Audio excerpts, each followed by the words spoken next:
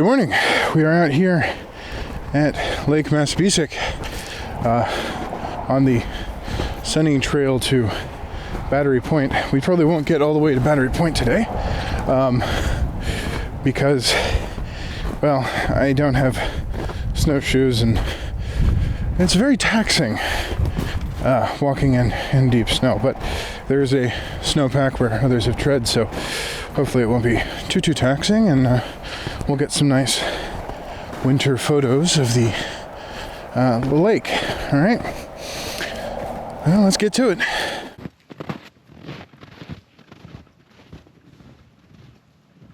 So, one of the big things when photographing in the snow is to remember that your light meter will lie to you. So, I'm going to show you two exposures. One that I've taken when the light meter is saying that it's a correct exposure, and one that I have manually corrected for. And, well, I think it should speak for itself.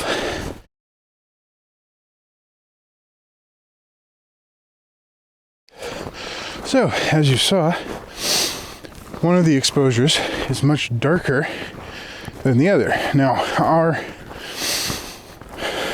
default intuition, because we understand that snow is bright, it reflects a lot of light, is that the brighter one must be the one where the light meter was in the center, where the light meter said the exposure was correct.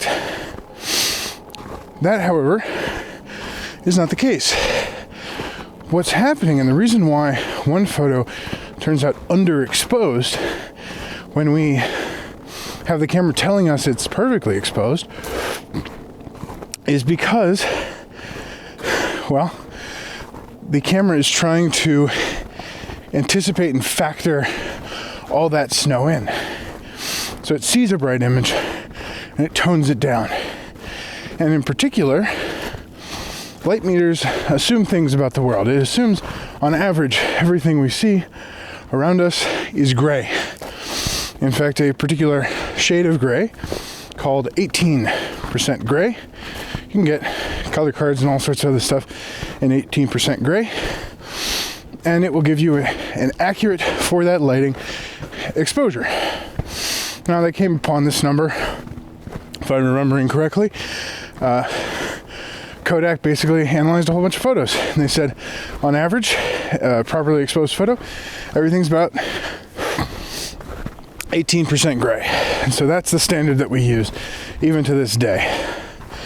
And, you know, it works pretty well for a lot of situations, but, for example, when you're in the snow, you might have to bump up your exposure to compensate for that underexposure that your light meter is giving you by up to a stop. In some cases, it can be even worse than that. Depends on the light meter in your camera. So, that's one of the fun things about shooting in the snow.